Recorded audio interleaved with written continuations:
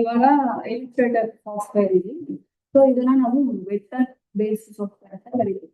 ಏನಾಗುತ್ತೆ ಅಂದ್ರೆ ಕ್ಲಾರಿಟಿ ಕೂಡ ಅಷ್ಟು ಚೆನ್ನಾಗಿರುತ್ತೆ. ನೀವು ಎಷ್ಟೇ ಜೂಮ್ ಮಾಡಿದ್ರು ಕೂಡ ಇದರಲ್ಲಿ ಮಾಡುವಂತ ಪ್ರತಿಯೊಂದು ಇಮೇಜಸ್ ಕೂಡ ನೀವು ಎಷ್ಟೇ ಜೂಮ್ ಮಾಡಿದ್ರು ಕೂಡ ಕ್ಲಾರಿಟಿ ಲೆಸ್ ಆಗಲ್ಲ, ಅಂದ್ರೆ ಹೈ ಕ್ವಾಲಿಟಿ ಇರುತ್ತೆ.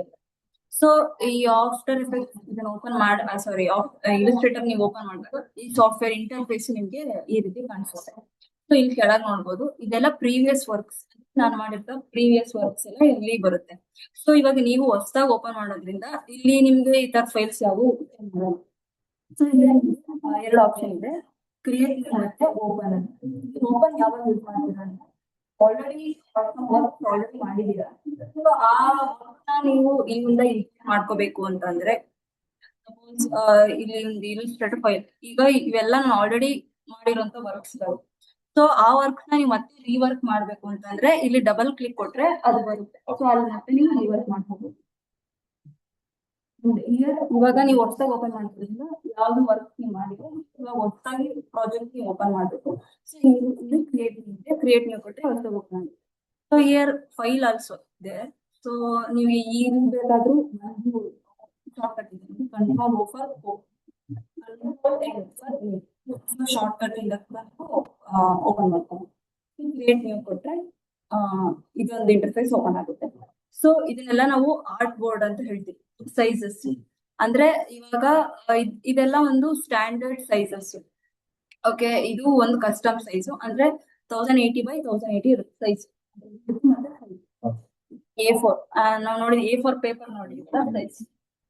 ಅಂದ್ರೆ ಇಲ್ಲಿ ನಮಗೆ ಯಾವ ಒಂದು ಮೆಜರ್ಮೆಂಟ್ಸ್ ಅಲ್ಲಿ ಯೂನಿಟ್ಸ್ ಆಫ್ ಮೆಜರ್ಮೆಂಟ್ಸ್ ಯಾವ್ದು ಬೇಕು ಅನ್ನೋದು ನಮಗೆ ಇಲ್ಲಿ ಮಲ್ಟಿಪಲ್ ಇದೆ ಮೆಜರ್ಮೆಂಟ್ಸ್. ನಿಮ್ಗೆ ಯಾವ್ದು ಬೇಕು, ಇವಾಗ ನೀವು ಕ್ಲೈಂಟ್ ವರ್ಕ್ಸ್ ಮಾಡ್ತಾ ಇದ್ದೀರಾ ಅಂದ್ರೆ ಅವರೇ ನಿಮ್ಗೆ ಹೇಳ್ತಾರೆ. ಅಂದ್ರೆ ಇವಾಗ ನೀವು ಸೆಂಟಿಮೀಟರ್ ಅಲ್ಲಿ ಫಿಕ್ಸ್ ಮಾಡ್ಕೊಂಡು ನೀವು ಮಾಡ್ಕೊಡ್ಬೇಕು, ಅವಾಗ ನೀವು ಸೆಂಟಿಮೀಟರ್ ಚೇಂಜ್ ಮಾಡ್ಬೇಕು. ಆತರ ಇವಾಗ ನೀವು ಇಲ್ಲಿ ಜಸ್ಟ್ ಬೈ ಇಲ್ಲೇ ಡಿಸೈನ್ ಮಾಡ್ತಾ ಇದ್ದೀರಾ ಅಂತ ಅಂದ್ರೆ ನೀವು ಪಿಕ್ಸೆಲ್ ಅಲ್ಲಿ ಡಿಫಾಲ್ಟ್ ಪಿಕ್ಸೆಲ್ ಅಲ್ಲಿ ಇರುತ್ತೆ. ಪಿಕ್ಸೆಲ್ ಜಸ್ಟ್ ನೀವು ಡಿಸೈನ್ ಮಾಡೋದಕ್ಕೋಸ್ಕರ ಇದನ್ನ ನೀವು ಶೇರ್ ಮಾಡ್ತೀರಾ, ಬೇರೆ ಯಾರಾದ್ರೂ ಶೇರ್ ಮಾಡ್ಕೋಬೇಕು ಡಿಜಿಟಲ್ ಅಂತಂದ್ರೆ ಒಂದು ಪಿಕ್ಸೆಲ್ ಇಟ್ಕೋಬೇಕು.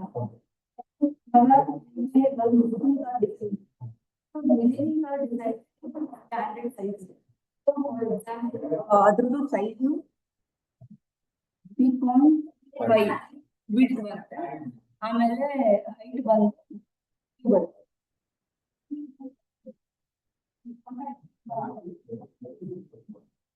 ಹೈಟ್ ಬಂದು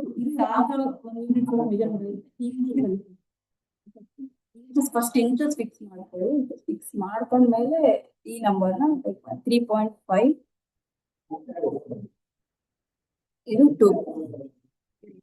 ಸೊ ಇವಾಗ ನೀವು ಕ್ರಿಯೇಟ್ ಕೊಟ್ರಿ ಅಂತಂದ್ರೆ ಇವಾಗ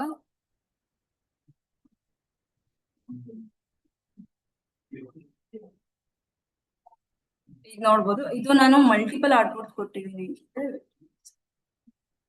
ಇಲ್ಲಿ ನಿಮಗೆ ಈ ತರ ಸೈಜ್ ಅಲ್ಲಿ ಎಷ್ಟು ಆರ್ಟ್ ಬೋರ್ಡ್ಸ್ ಬೇಕು ಅನ್ನೋದನ್ನ ನೀವು ಫಿಕ್ಸ್ ಮಾಡ್ಕೋಬಹುದು.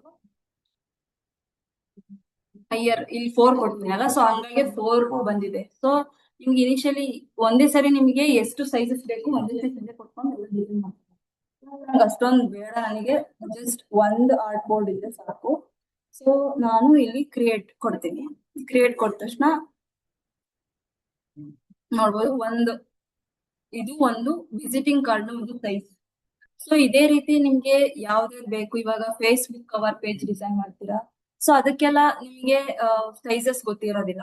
ಸೊ ಅವಾಗ ನೀವು ಗೂಗಲ್ ಅಲ್ಲಿ ಹೋಗಿ ಅಲ್ಲೇ ಇವಾಗ ಫೇಸ್ಬುಕ್ ಕವರ್ ಪೇಜ್ ಸೈಜ್ ಅಂತ ಕೊಟ್ರೆ ಅದು ಪಿಕ್ಸೆಲ್ ಕೊಡುತ್ತೆ. ಆ ವ್ಯಾಲ್ಯೂನ ನೀವು ತಗೊಂಡ್ಬಂದು ಇಲ್ಲ ಹಾಕಿದ್ರಿ,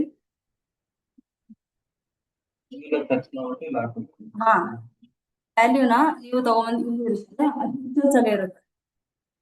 ಇವಾಗ ಯಾವ್ದೇ ಆಗಿರ್ಲಿ ಪ್ರತಿಯೊಂದು ಕೂಡ ಪಿಕ್ಸೆಲ್ಸ್ ಅಲ್ಲೇ ಇರುತ್ತೆ. ಈ ರೀತಿ ನೀವು ಟ್ರಾನ್ಸ್ಫರ್ ಮಾಡುವಾಗ ಅಥವಾ ಇದರ ವಿಜಿಟಿಂಗ್ ಮಾಡಿ ಯೂಸ್ ಆಗುತ್ತೆ centimetre. But web based design ಮಾಡ್ತಾ ಇದ್ದೀರಾ ಅಂತ ಅಂದಾಗ ನೀವು ಪಿಕ್ಸೆಲ್ ಅಲ್ಲೇ ಇಟ್ಕೋಬೇಕಾಗುತ್ತೆ.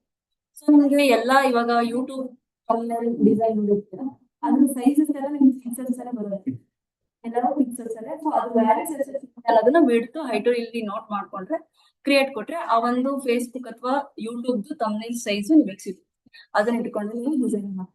ಹಾಗೆ ನೋಡ್ಬೋದು ಮಲ್ಟಿಪಲ್ ಸ್ಟ್ಯಾಂಡರ್ಡ್ ಸೈಜಸ್ ಇದೆ. ಸೊ ನಿಮಗೆ ಮೊಬೈಲ್ ಡಿಸೈನ್ ಏನಾದ್ರು ಮಾಡ್ತಾ ಇದೀರಿ ಅಂತಂದ್ರೆ ಸೊ ಮೊಬೈಲ್ ಸೈಜಸ್ ಸಿಗುತ್ತೆ ನೋಡ್ಬೋದು. ಐಫೋನ್ ಇದೆ, ಗೂಗಲ್ ಪಿಕ್ಸೆಲ್ ಇದೆ, ಅಂಡ್ ಸ್ಯಾಮ್ಸಂಗ್ ಸೈಜ್ ಅದು ಇದೆ, nexus, apple. So multiple mobile sizes ಕೂಡ ಸ್ಕ್ರೀನ್ ಅವೈಲೇಬಲ್ ಇದೆ. ಸೊ ನೀವು ಅದು ತಗೊಂಡ್ರೆ ಸ್ಕ್ರೀನ್ ಮೊಬೈಲ್ ಸ್ಕ್ರೀನ್ ಡಿಸೈನ್ಸ್ ಮಾಡ್ತಿದ್ರೆ ಇದು ಯೂಸ್ ಆಗುತ್ತೆ ನಿಮ್ಗೆ. ಅಂಡ್ ಇದು ವೆಬ್ ಅಂದ್ರೆ ಇವಾಗ ವೆಬ್ಸೈಟ್ ನೋಡ್ತಿದ್ರ, ಆ ವೆಬ್ಸೈಟ್ ಅಲ್ಲಿ ನಾವು ಲ್ಯಾಪ್ಟಾಪ್ ಅಲ್ಲಿ ನೋಡ್ಬೇಕಾದ್ರೆ ಈ ರೀತಿಯಾಗಿ ಒಂದು ಲ್ಯಾಂಡ್ಸ್ಕೇಪ್ ಅಲ್ಲಿ ನಿಮ್ಗೆ ಸ್ಕ್ರೀನ್ ಇರುತ್ತೆ. ಸೊ ಅದ್ರ ಬೇಸ್ಡ್ ಡಿಸೈನ್ ಮಾಡ್ತಾ ಇದೀರಾ ಅಂದ್ರೆ ಇಲ್ಲಿ ಅದ್ರದ್ದೇ ಆದ ಟೆಂಪ್ಲೇಟ್ಸ್ ಇದೆ. ಸೊ ಇದನ್ನ ಕೂಡ ನೀವು ಯೂಸ್ ಮಾಡ್ಕೋಬಹುದು. ಮ್ಯಾಕ್ ಬುಕ್ ಇದೆ, ಆಮೇಲೆ ಸಮ್ ಸ್ಟ್ಯಾಂಡರ್ಡ್ಸ್ ಇದೆ. ಅಥವಾ ನಿಮ್ಗೆ ಕಸ್ಟಮೈಸ್ಡ್ ಬೇಕಂತಂದ್ರೆ you can change it from here. And print related, ಇವಾಗ ನೀವು ಮಾಡಿರೋ ಡಿಸೈನ್ ಒಂದು ಪ್ರಿಂಟ್ ಕಳಿಸ್ತಾ ಇದ್ದೀರಾ ಅಂತಂದ್ರೆ ಅದು ಕೂಡ ಈ ಸ್ಟ್ಯಾಂಡರ್ಡ್ ಸೈಜಸ್ ಇದೆ. A4 ಇದೆ, ಇಯರ್ A3 ಅಂತಂದ್ರೆ A4ನ 2 ಸರಿ ಹಾಕಿದ್ರೆ A3 ಆಗುತ್ತೆ. ಇಲ್ಲಿ ಮಲ್ಟಿಪಲ್ ಸೈಜಸ್ ಇದೆ, ಯಾವ ಸೈಜ್ ಬೇಕು ಅದನ್ನ ತಗೋಬಹುದು. ಅಂಡ್ ಫಿಲಮ್ ಅಂಡ್ ವಿಡಿಯೋ ಇದು ಅದಕ್ಕೆ ಇವಾಗ ಟಿವಿ ಟೆಲಿವಿಷನ್ ಅಲ್ಲಿ ಮಾಡುವಂತ ಸ್ಕ್ರೀನ್ಸ್ ಗಳಿರುತ್ತೆ. ಸೊ ಅದ್ರ ರಿಲೇಟೆಡ್ ಸ್ಕ್ರೀನ್ಸ್ ಗಳ ಸೈಜಸ್ ಬೇಕಂತಂದ್ರೆ ನಿಮ್ಗೆ ಇದು ಸಿಗುತ್ತೆ. ಓಕೆ, ಇಲ್ಲಿ ಇವಾಗ ಸದ್ಯಕ್ಕೆ ನಾವು ರೀಸೆಂಟ್ ಆಗಿ ಯಾವ್ದೋ ಒಂದು ಡಿಸೈನ್ ಮಾಡೋದಕ್ಕೆ ನಮ್ಗೆ ಯಾವ ಫೈಲ್ ತಗೊಂಡ್ರೆ ಯಾವ್ದೋ ಫೈಲ್ ತಗೊಂಡು ಜಸ್ಟ್ ಕ್ರಿಯೇಟ್ ಅಂತ ಪ್ರೆಸ್ ಮಾಡಿ ಇದು ಮತ್ತೆ ಫೋರ್ಸ್ ಸೆಲೆಕ್ಟ್ ಮಾಡಿ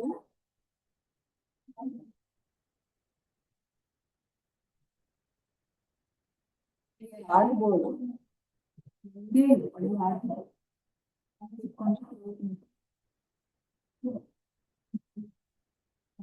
ಓಪನ್ ಆದ್ರೆ ನೋಡ್ಬೋದು ಈ ರೀತಿಯಾಗಿ ಕಾಣಿಸುತ್ತೆ. ಸೊ ಇದೆಲ್ಲ ಟೂಲ್ಸ್, ಇದೆಲ್ಲ ಮೇನ್ ಬಾರ್ ಮೇಲೆ ಇರುತ್ತಲ್ಲ, ಸೊ ಅದು ಇದೆಲ್ಲ ಟೂಲ್ಸ್. ಸೊ ಈ ಟೂಲ್ಸ್ ಗಳನ್ನ ಯೂಸ್ ಮಾಡ್ಕೊಂಡೆ ನಾವು ಎಲ್ಲಾ ಡಿಸೈನ್ಸ್ ಮಾಡ್ತೀವಿ. ಸೊ ಇನಿಷಿಯಲಿ ಇವಾಗ ಇದು ರೆಕ್ಟಾಂಗಲ್. ಸೊ ಇಲ್ಲಿ ಲೆಫ್ಟ್ ಕ್ಲಿಕ್ ಹೋಲ್ಡ್ ಮಾಡ್ಕೊಂಡ್ರೆ ನಿಮ್ಗೆ ಮಲ್ಟಿಪಲ್ ಆಪ್ಷನ್ಸ್ ಬರುತ್ತೆ. ಅಂದ್ರೆ ನಿಮ್ಗೆ ರೆಕ್ಟಾಂಗಲ್ ಟೂಲ್ ಬೇಕಾ, ರೌಂಡೆಡ್ ರೆಕ್ಟಾಂಗಲ್ ಬೇಕಾ, ಎಲಿಪ್ಸ್, ಇಷ್ಟು ಟೂಲ್ಸ್ ಅವೈಲೇಬಲ್ ಇದೆ. ಸೊ ಇವಾಗ ನಾನು ಒಂದು ರೆಕ್ಟಾಂಗಲ್ ಡ್ರಾ ಮಾಡ್ತೀನಿ.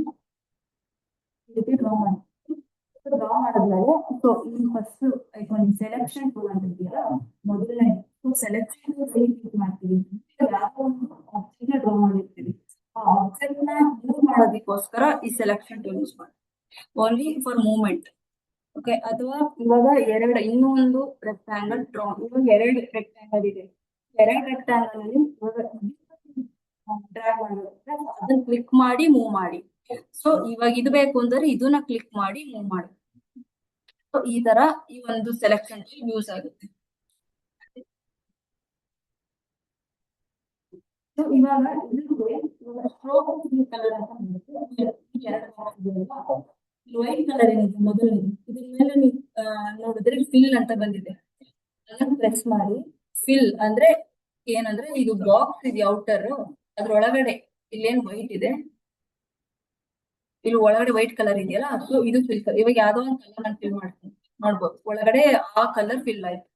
ಸೊ ಈ ಕಲರ್ ನ ಇಲ್ಲಿ ಡಬಲ್ ಟ್ಯಾಪ್ ಕೊಡಿ. ಡಬಲ್ ಟ್ಯಾಪ್ ಕೊಟ್ಟು ನಿಮ್ಗೆ ಯಾವ ಕಲರ್ ಬೇಕೋ ಆ ಕಲರ್ ಚೂಸ್ ಮಾಡಿ ಓಕೆ ಕೊಡಿ. ಅಂಡ್ ಹಿಯರ್ ಸ್ಟ್ರೋಕ್, ಇಲ್ಲಿ ಬಾರ್ಡರ್ ಸೈಜ್ ಏನ್ ಬಾರ್ಡರ್ ಇದೆಯಲ್ಲ ಅದ್ ನಮ್ಗೆ ಕಾಣಿಸ್ತಾ ಇಲ್ಲ. ಸೊ ಹಿಯರ್ ಇದನ್ನ ಕ್ಲಿಕ್ ಮಾಡಿ, ಸ್ಟ್ರೋಕ್ ಅಂತ ಇದೆಯಲ್ಲ, ನೀವು ಯಾವ್ದೇ ಚೇಂಜಸ್ ಮಾಡ್ಬೇಕು ಅಂದ್ರೆ ಫಸ್ಟ್ ಕ್ಲಿಕ್ ಮಾಡ್ಬೇಕು. ಇದಕ್ಕೂ ಮುಂಚೆ ಇದು ಕ್ಲಿಕ್ ಆಗಿರ್ಬೇಕು. ಯು ಕ್ಯಾನ್ ಸಿ ಇಲ್ಲಿ ಆಂಕರ್ ಪಾಯಿಂಟ್ಸ್ ಕಾಣ್ತಾ ಇದೆಯಲ್ಲ, ಸೊ ಇದೆಲ್ಲ ಆಂಕರ್ ಪಾಯಿಂಟ್ಸ್ ಸೆಲೆಕ್ಟ್ ಆಗಿದ್ರೆ ಓಕೆ ಆ ಬಾಕ್ಸ್ ಸೆಲೆಕ್ಟ್ ಆಗಿದೆ ಅಂತ ಅರ್ಥ. ಅದನ್ನ ಸೆಲೆಕ್ಟ್ ಮಾಡಿ ದೆನ್ ನೀವು ಸ್ಟ್ರೋಕ್ ಕೊಡ್ಬೇಕು ಅಂದ್ರೆ ಇದನ್ನು ಡಬಲ್ ಕ್ಲಿಕ್ ಮಾಡ್ಕೊಂಡು, ಇವಾಗ ಸ್ಟ್ರೋಕ್ ಕಲರ್ ಕೂಡ ಚೇಂಜ್ ಮಾಡ್ಬೇಕು ಅಂದ್ರೆ ಯು ಕ್ಯಾನ್ ಚೇಂಜ್. ಸೊ ಅದು ಗೊತ್ತಾಗ್ತಾ ಇಲ್ಲ ಅಂತಂದ್ರೆ here you can see stroke ಇದೆಯಲ್ಲ, ಇಲ್ಲಿ 1 ಇದೆ ನೋಡಿ, ಇದನ್ನ ಇನ್ಕ್ರೀಸ್ ಮಾಡ್ತಾ ಹೋಗಿ ಅದು ಬಾರ್ಡರ್ ಸೈಜ್ ಇನ್ಕ್ರೀಸ್ ಆಗುತ್ತೆ. ಓಕೆ, ಅದರ್ವೈಸ್ ನೀವು ಶಿಫ್ಟ್ ಇಟ್ಕೊಂಡು ಕೂಡ ಪ್ರೆಸ್ ಮಾಡಿದ್ರಿ ಅಂದ್ರೆ 10 ಡಿವಿಷನ್ ಇನ್ಕ್ರೀಸ್ ಆಗುತ್ತೆ. ನೀವು ಡೈರೆಕ್ಟ್ ಆಗಿ ದೊಡ್ಡ ಸೈಜ್ ಬೇಕು ಅಂದ್ರೆ ಶಿಫ್ಟ್ ಹಿಡ್ಕೊಂಡು ಪ್ರೆಸ್ ಮಾಡಿದ್ರೆ 10 ಯೂನಿಟ್ಸ್ ನೀವು ಇನ್ಕ್ರೀಸ್ ಮಾಡ್ಕೋಬಹುದು, ಅಥವಾ ಒಂದೊಂದು ಯೂನಿಟೇ ಬೇಕು ಅಂತಂದ್ರೆ ಹಿಂಗೆ ಡೈರೆಕ್ಟ್ ಹಿಂಗೆ ಪ್ರೆಸ್ ಮಾಡ್ಕೊಂಡ್ರೆ ಒಂದೊಂದು ಯೂನಿಟ್ ಚೇಂಜ್ ಆಗುತ್ತೆ. ಸೊ ಇದು ಒಂದು ಕಲರ್ ನ ಒಂದು ಮೂವ್ಮೆಂಟ್ ಅಂದ್ರೆ ಒಂದು ಕಲರ್ ಚೇಂಜಸ್ ಗೆ ಸ್ಟ್ರೋಕ್ ಯಾವ ರೀತಿ ಚೇಂಜ್ ಮಾಡ್ಕೋಬೇಕು, ಫಿಲ್ ಯಾವ ರೀತಿ ಹಾಕೋಬೇಕು ಅನ್ನೋದನ್ನ ನೋಡಿದ್ವಿ. ಸೊ ನೆಕ್ಸ್ಟ್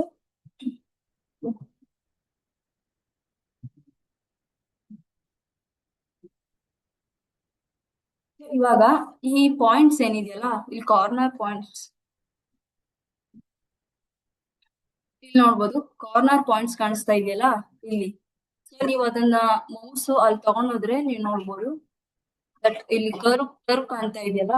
ಸೊ ನೀವು ಅದನ್ನ ಲೆಫ್ಟ್ ಕ್ಲಿಕ್ ಮಾಡಿ ಡ್ರ್ಯಾಗ್ ಮಾಡಿದ್ರೆ ನೀವು ನೋಡ್ಬೋದು ಈ ರೀತಿ ಕರ್ವ್ ಬರುತ್ತೆ. ಔಟರ್ ಎಡ್ಜಸ್ ಅಲ್ಲಿ ಕೂಡ ಕರ್ವ್ ಅನ್ನೋದು ಕ್ರಿಯೇಟ್ ಆಗುತ್ತೆ. ಸಪೋಸ್ ನಿಮಗೆ 4 ಸೈಡ್ ಬೇಡ, ಒಂದೇ ಸೈಡ್ ಬೇಕು ನನಗೆ ಕರ್ವ್ ಅಂತಂದ್ರೆ ಏನ್ ಮಾಡ್ಬೇಕು, ಇಲ್ಲಿ ನೀವು ಮೌಸ್ ತಗೊಂಡ್ರೆ ಇಲ್ಲೊಂದು ಡಾಟ್ ಐಕಾನ್ ಕಾಣುತ್ತೆ, ಅದನ್ನ ಫಸ್ಟ್ ಒಂದ್ಸರಿ ಪ್ರೆಸ್ ಮಾಡಾದ್ಮೇಲೆ ನೀವು ನೋಡ್ಬೋದು ಅದು ಪ್ರೆಸ್ ಮಾಡಿದಾಗ ಬ್ಲೂ ಕಲರ್ ಆಗುತ್ತೆ. ಬ್ಲೂ ಕಲರ್ ಆದ್ಮೇಲೆ ಅವಾಗ ಲೆಫ್ಟ್ ಕ್ಲಿಕ್ ಡ್ರ್ಯಾಗ್ ಮಾಡಿದ್ರೆ ನೀವು ನೋಡ್ಬೋದು ಆ ಒಂದೇ ಸೈಡ್ ಮಾತ್ರ ಕರ್ವ್ ಸಿಗುತ್ತೆ. ನಿಮ್ಗೆ ಆಲ್ ಸೈಡ್ ಕರ್ಸ್ಬೇಕು ಅಂತಂದ್ರೆ ಕ್ಲಿಕ್ ಮಾಡಿದ್ರೆ ಜಸ್ಟ್ ಯಾವ್ದಾದ್ರು ಒಂದು ಪಾಯಿಂಟ್ ತಗೊಂಡು ಜಸ್ಟ್ ಡ್ರ್ಯಾಗ್ ಮಾಡಿ ಎಲ್ಲಾ ಪಾಯಿಂಟ್ಸ್ ಕರ್ವ್ ಆಗುತ್ತೆ.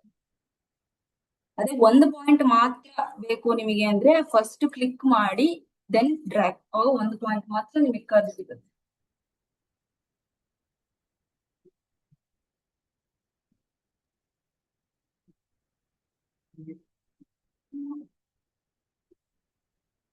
ಇಷ್ಟೇ. ಇವಾಗ ಯಾವ್ದೋ ಒಂದು ಕರ್ವ್, ಒಂದು ಪಾಯಿಂಟ್ ಕರ್ವ್ ತಗೊಂಡಿರ್ತೀರಾ, ಇವಾಗ ಒಂದು ಪಾಯಿಂಟ್ ಕರ್ವ್ ತಗೊಂಡಿವಿ. ಸೊ ಇದನ್ನ ಫ್ಲಿಪ್ ಮಾಡೋದು ಹಿಂಗೆ ಪ್ರಾಪರ್ಟೀಸ್ ನೋಡ್ಬೋದು ನೀವು. ಸೊ ಇವಾಗ ನೋಡ್ಬೋದು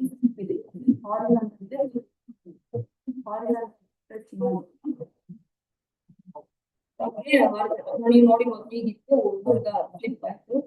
ಸೊ ನೀವು ಇದನ್ನ ವರ್ಟಿಕಲಿ ಫ್ಲಿಪ್ ಮಾಡ್ತೀರಾ ಅಂತಂದ್ರೆ ಈ ರೀತಿ ವರ್ಟಿಕಲಿ ಫ್ಲಿಪ್ ಆಗುತ್ತೆ. ದೆನ್ ಹಾರಿಜಾಂಟಲಿ ಬೇಕು ಅಂದ್ರೆ ಈ ರೀತಿ, ಹಾರಿಜಾಂಟಲ್ ಅಂದ್ರೆ ಈ ರೀತಿ ಹಿಂಗಿರೋದು ಹಿಂಗೆ ಫ್ಲಿಪ್ ಆಗುತ್ತೆ. ಸೊ ಇದನ್ನ ಮೇಜರ್ ಆಗಿ ಯೂಸ್ ಮಾಡ್ಕೊಂತೀವಿ ಸೊ ಡಿಸೈನ್ ಪರ್ಪಸ್ ಅಲ್ಲೆಲ್ಲ. So and next